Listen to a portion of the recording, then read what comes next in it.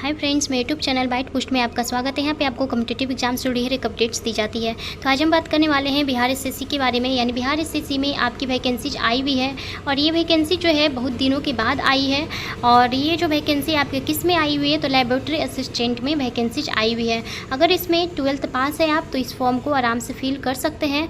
और इसमें जो है आपका एग्ज़ाम भी लिया जाएगा। तो इसमें एग्ज़ाम पैटर्न क्या होने वाला है, सिलेबस क्या रहने वाला है, और इसमें जो है सैलरी के रूप में आपको 45,000 यानी कि इतना जो है सैलरी दिया जाएगा। इतना के आसपास में आपको जो है सैलरी भी इसमें अच्छा खासा दिया जाएगा। और 12th पास में है तो इस फॉर्म को आराम से फिल कर सकते हैं। ये जो है ऑफिस वाला जॉब है, तो ये बहुत ही अच्छा वैकेंसी है। बहुत दिनों के बाद जो है ये वैकेंसी देखने को मिला है, यानी कि बोल सकते हैं 10 साल के बाद ये वैकेंसी देखने को मिला है। तो अभी आपको बहुत सारी वैकेंसीज देखने को मिल सकती है, आगे भी हो सकता है, क्योंकि अभी इलेक्शन है तो अभी के टाइम में ही ये सब वैकेंसीज देखने को मिल सकती है। 4 साल तक ये आपको वैकेंसीज देखने को भी ना मिले। तो देखते हैं इसमें और सारा कुछ इसमें क्या दिया गया है, एज इसमें क्या रहने वाला है, एग्जाम पैटर्न, सिलेबस, सारा कुछ इसमें देखेंगे। तो वीडियो कहीं तक जरूर से देखिएगा। चैनल पर नए हो तो प्लीज़ सब्सक्राइब भी कीजिएगा, अपने फ्रेंड्स को शेयर भी जरूर कीजिएगा। तो चलिए देखते हैं इसको डाउनलोड करके इसमें क्या क्या दिया गया है। यहाँ लिखा हुआ है बिहार कर्मचारी चयन आयोग प्रयोगशाला सहायक के पदों पर नियुक्ति हेतु विज्ञापन 15 मई से ऑनलाइन होना स्टार्ट हो जाएगा और 14 जून तक इसमें आप इस फॉर्म को फिल कर सकते हैं, यानी 14 जून तक। तो इसमें फ़ी कितना रहने वाला है ये सारा कुछ इसमें बताएंगे। तो ये जो वेबसाइट दिया गया है, इस वेबसाइट पर जाकर भी आप लोग चेक कर सकते हैं इस PDF को और डाउनलोड कर सकते हैं। यहाँ दिया गया है प्रयोगशाला सहायक में वेतन स्तर जो है आपको वेतन लेवल 4 का मिलने वाला है, इसलिए इसमें आपको सैलरी भी ठीक से यानी कि सैलरी भी अच्छा खासा दिया जाएगा। यहाँ पर दिया गया है कि योग्यता, तो शैक्षणिक योग्यता जो है मान्यता प्राप्त बोर्ड विश्वविद्यालय से इंटरमीडिएट यानी विज्ञान से। यहाँ पे दिया गया है कि इंटरमीडिएट आप किए हुए हो, लेकिन साइंस आपका होना चाहिए, साइंस सब्जेक्ट से आप इंटर किए हुए हैं तभी इस फॉर्म को फिल कर सकते हैं। यहाँ दिया गया है कि अध्याय 143 यानी कि 143 जो है टोटल वैकेंसी जिसमें निकला हुआ है। और कैटेगरी वाइज वैकेंसी दिया गया है, जिस कैटेगरी से आप आते हैं तो देख सकते हैं कितना वैकेंसी जो महिलाओं को 35% का आरक्षण दिया गया है, तो महिलाओं के लिए अलग यहाँ पे वैकेंसीज दिया गया है। और यहाँ पे स्वतंत्रता सेनानी का है तो अलग है, और जो दिव्यांग है उनके लिए अलग वैकेंसीज दिया गया है। यहाँ उम्र सीमा की बात करें तो 1/8/2024 के आधार पे उम्र सीमा आपको देखा जाएगा। और तो न्यूनतम उम्र सीमा की बात करें सभी कोटि के लिए, यानी कि जिस कैटेगरी से आप आते हैं तो 18 वर्ष दिया गया है। और अधिकतम उम्र सीमा की बात करें तो कैटेगरी वाइज यहाँ पे उम्र सीमा दिया गया है। जो अनारक्षित पुरुष है उनके लिए 37 है, पिछड़ा वर्ग या अत्यंत पिछड़ा वर्ग पुरुष या फिर महिला उनके लिए 40 है, अनारक्षित महिला है 40 है, अनुसूचित जाति से आते हैं या फिर जनजाति पुरुष या फिर महिला है आप तो 42 वर्ष दिया गया है। और सभी कोटि के जो दिव्यांग है उनको 10 वर्ष का छूट दिया गया है अधिकतम। और यहाँ पे बोला गया है कि आपका डेट ऑफ बर्थ कहाँ से देखा जाएगा, तो जो आपका मैट्रिकुलेशन में डेट ऑफ बर्थ दिया गया है मार्कशीट में, या फिर जो मैट्रिक में आप जो भी आपका सर्टिफिकेट होगा उसमें जो डेट ऑफ बर्थ रहेगा उसी के आधार पे देखा जाएगा डेट ऑफ बर्थ को भी।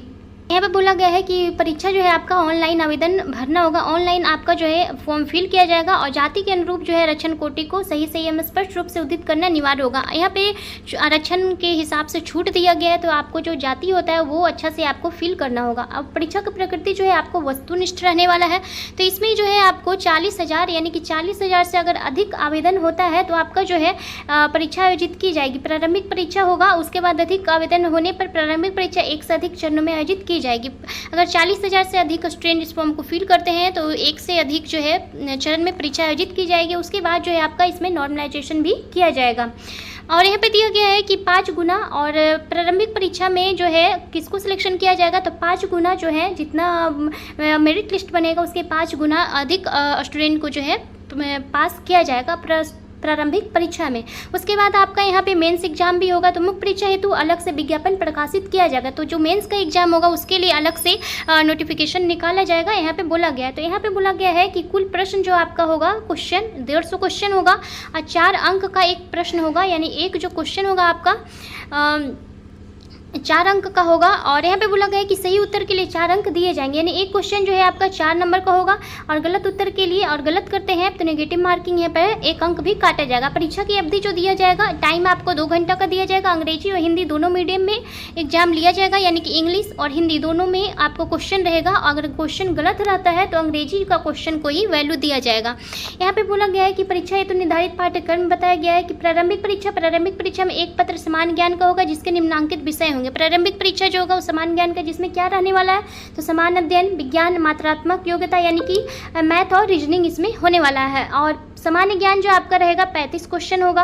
अब विज्ञान में आपका 75 क्वेश्चन, यानी विज्ञान से ज़्यादा क्वेश्चन रहने वाला है।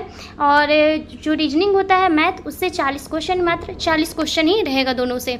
और आपका जो है सिलेबस में क्या रहने वाला है, तो सामान्य अध्ययन जो कि खंड का है, इसमें आपको क्या क्या पूछा जाएगा यहाँ पे सारा कुछ दिया गया है। तो आप लोग देख सकते हैं कि इसमें क्या क्या वर्तमान घटना और दिन प्रतिदिन की घटनाओं, ये सारा कुछ आपसे पूछा जाएगा। और यहाँ पे दिया गया है कि समसामयिक विषय में तो वैज्ञानिक प्रगति, राष्ट्रीय अंतर्राष्ट्रीय पुरस्कार, भारतीय भाषा, पुस्तक, लिपि, राजधानी, ये सारा कुछ जो है पूछा जाएगा। और यहाँ पे बोला गया भारत और उसके पड़ोसी देश के बारे में भी पूछा जाएगा। और खंड खा की बात करें तो विज्ञान है, तो विज्ञान में जो इंटर में आप पढ़े हैं उसी को पूछा जाएगा। इंटर के सिलेबस से ही विज्ञान पूछा जाएगा। मात्रात्मक योग्यता यानी कि जिसकी रीजनिंग और मैथ में आपको जो है पूछा जाएगा क्या क्या, तो यहाँ पे बताया गया है कि किस चीज़ से, यानी कि किस चैप्टर से आपका क्वेश्चन पूछा जाएगा। यहाँ पे बोला गया है लाभ हानि है, औसत है, ब्याज है, अनुपात समानुपात है, दशमलव भिन्न संख्याओं के बीच परस्पर मूलभूत अंक, गणितीय संख्या, प्रतिशत अनुपात, यानी जो है इस चैप्टर से आपका क्वेश्चन पूछा जाएगा मैथ में।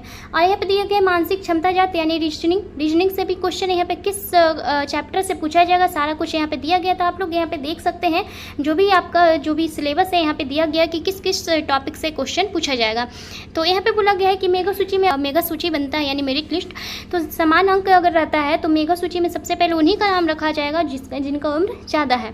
समान प्राप्तांक एवं समान जन्मतिथि होने की स्थिति में उम्मीदवार के नाम को अंग्रेजी वर्णमाला के अनुसार मेगाकरण में स्थान दिया जाएगा। यहाँ लिखा हुआ है क्वालिफाइंग मार्क्स कितना लाना है, तो जो अनारक्षित कोटि के हैं तो उनको 40, पिछड़ा वर्ग से जो आते हैं 36.5, अति पिछड़ा वर्ग से आते हैं 34, अनुसूचित जाति या जनजाति 32, महिला वर्ग से जो आते हैं 32 है, दिव्यांग जो है उनको 32% अंक लाना अनिवार्य है। अब परीक्षा शुल्क यहाँ पे कितना लगेगा, फी आपका, तो जो सामान्य वर्ग, पिछड़ा वर्ग, तीन पिछड़ा वर्ग के पुरुष अभ्यर्थी यानी मेल जो है उनको 540 रुपये लगेगा। और जो अनुसूचित जाति, अनुसूचित जनजाति, बिहार के जो अस्थायी निवासी हैं उनके लिए 135 लगने वाला। सभी श्रेणी के जो दिव्यांग है या फिर अनुसूचित जाति से है या फिर जनजाति के समान हो तो उनको भी 135 रुपये लगेगा। और सभी श्रेणी की जो महिला है कि सिर्फ बाहर के अस्थायी निवासी के लिए, जो सिर्फ बाहर के अस्थायी निवासी उन्हीं का 135 रुपये लगेगा जो इस कैटेगरी से आते हैं। और उनका 135, जो बिहार राज्य से बाहर के हैं पुरुष या फिर महिला, तो उनको 540 रुपये लगेगा। और जो जनरल से कैटेगरी से आते हैं, पिछड़ा वर्ग, पिछड़ा वर्ग के पुरुष है, उनका भी 540 रुपये लगेगा।